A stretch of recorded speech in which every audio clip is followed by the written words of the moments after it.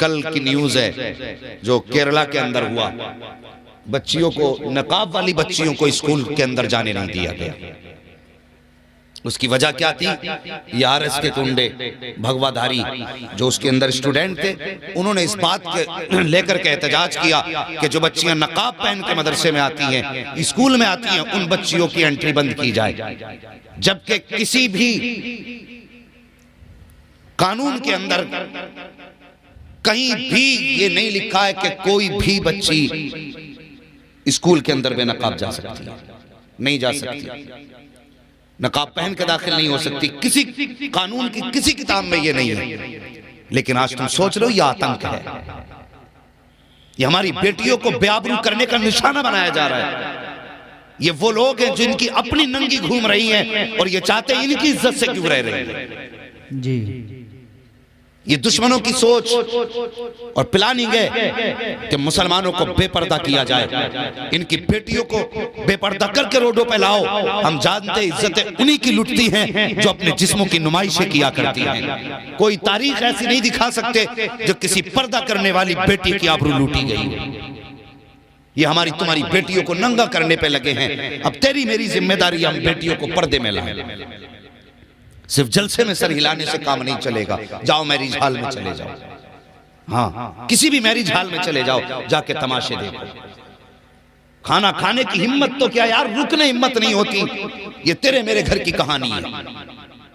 और रिश्ता करने जा रहा तो पूछ रहा डिग्री कौन सी है लड़की के पास, है में किया कि नहीं, हाई स्कूल है कि नहीं। अगर किसी गरीब बच्ची ने कुरान से ही पढ़ लिया है और उसे इंग्लिश की कोई, हिंदी की कोई डिग्री उसके पास नहीं, तो ये कह के छोड़ देते नहीं वो तो कुछ पढ़ी हुई नहीं है। और जिसे कुरान आता वो कुछ नहीं, जिसे कुरान नहीं आता, हिंदी इंग्लिश आती है, वो सब कुछ हो गई।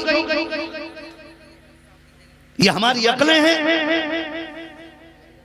हम कौन सी कौम को, हम कौन सी नस्ल देना चाह रहे हैं, कभी ख्याल किया?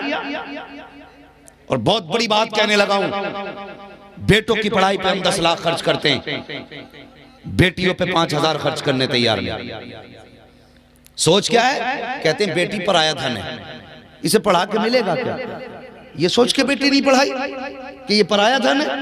और बेटों पे इसलिए पैसा लगाया गया कि ये बुढ़ापे का सहारा है। सुन, अगर बेटा बुढ़ापे का सहारा है तो बेटी आखिरत का सहारा होती है। सुभान अल्लाह। इन्हें पराया धन समझ के नजरअंदाज न कर। पूरी जिंदगी बेटी तन्हाई में गुजार गई। घर वाले कहते रहे कि ये पराए घर जानी है, और ससुराल वालों ने कहा ये पराए घर से आई है। इसे अपना किसने कहा? कहा किसी ने अपना इसे? पूरी जिंदगी बेटी एहसास कमतरी का शिकार रही, कोई इसे अपना कहने वाला नहीं मिला। अगर ससुराल में नुकसान हुआ तो तेरे बाप ने दिया है क्या? घर में नुकसान हुआ तो बाप ने कह दिया तुझे क्या, तू तो तोड़ के पराए घर चली जाएगी। और यार कभी तो कोई से सीने से लगाने वाला होता। खुदा की कसम बेटी को सीने लगाया मेरे हुजूर ने, और उस दौर में लगाया जब बेटी को कत्ल करने पर फख्र करते थे। हुजूर ने फातिमा को सीने से लगा के कहा था लोगों तुम बेटियों को कत्ल करने पर फख्र करते हो, आज मैं ऐलान करता हूं मेरी फातिमा मेरे जिगर का टुकड़ा है। सुभान अल्लाह, सुभान अल्लाह। हुजूर की सुन्नत समझ के बेटी को जिगर का टुकड़ा कह लिया। हाँ, हुजूर की सुन्नत समझ के बेटी को सीने से लगा लिया कर। और खुदा की कसम समझ के भी बेटी को, ये बहुत बड़ी बात करने लगा हूँ, जिनके आंगन में बेटियां हैं, अक्सर तुम देखना अगर किसी के आंगन में 8 बेटे हों और बेटी ना हो ना, तो वो घर कब्रिस्तान लगता है। और घर में बेटा कोई ना हो, सिर्फ एक बेटी हो, तो पूरा घर चमन लगा करता है। बेटी के कदमों की बरकत ही अलग है। और जो परदेश से सफर करके आने वाले लोग, जो मजदूरी करके आने वाले लोग मेरी बात सुनेंगे और तस्दीक करेंगे। तुम कितने भी थक के आ जाओ, तुम्हारे घर के अंदर अगर 1 साल की बच्ची है, 2 साल की बच्ची है, 6 महीने की बच्ची क्यों ना हो, जब वो तुम्हारे सीने पे आके लेटा करती है, खुदा की कसम सारी थकन का एहसास दूर हो जाया करता है। ये बेटी के अल्लाह ने कदमों में बरकत रखी है। आज उसी बेटी को नजरअंदाज किया जा रहा है। कल भी बेटी मारी जा रही थी, आज भी बेटी मारी जा रही है। फर्क इतना है, कल पैदा होने के बाद बेटियां मारी जा रही थी, आज पैदा होने से पहले बेटी मारी जा रही है। कल जिंदा दरगोर की जाती थी, आज जवानी में बेटियां कत्ल की जा रही हैं। और तुम्हें खुदा का वास्ता, अगर जिंदगी दे नहीं सकते हो तो तुम्हें जिंदगी लेने का अधिकार भी नहीं है। अगर तुम किसी की जान डाल नहीं सकते हो तो जान तुम्हें छीनने का हक भी नहीं है। बेटी को बेटी की निगाह से देखा करो, ये तो बरकत का सबब होती है, ये तो रहमत का सबब होती है। अगर ये ना हो तो जिंदगी उदास है। पूछ उस भाई से बहन के बगैर जिंदगी कैसी गुजरती है। पूछ उस बाप से जिसके सामने बेटी ना हो, उसकी जिंदगी कैसे गुजरती है।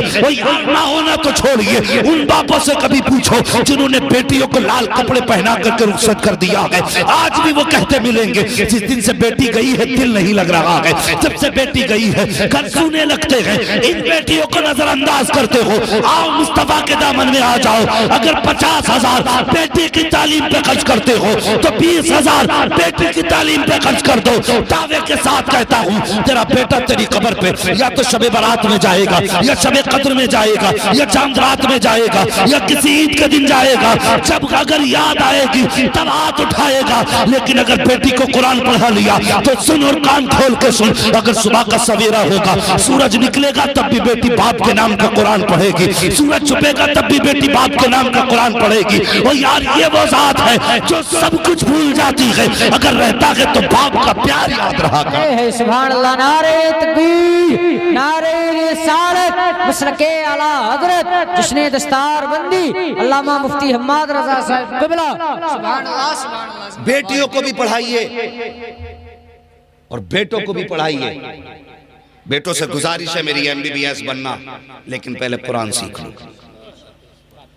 और मैं कहता हूं भाई, जिसने एक बेटे को वकील बनाया, जज बनाया और डॉक्टर बनाया, बड़ी बड़ी 4 बेटों को 4 डिग्रियां दे के चला गया और ऐसी कब्र में जाके लेट गया, मैं कहता हूं सबसे बड़ी बेगैरती की मौत मरा है।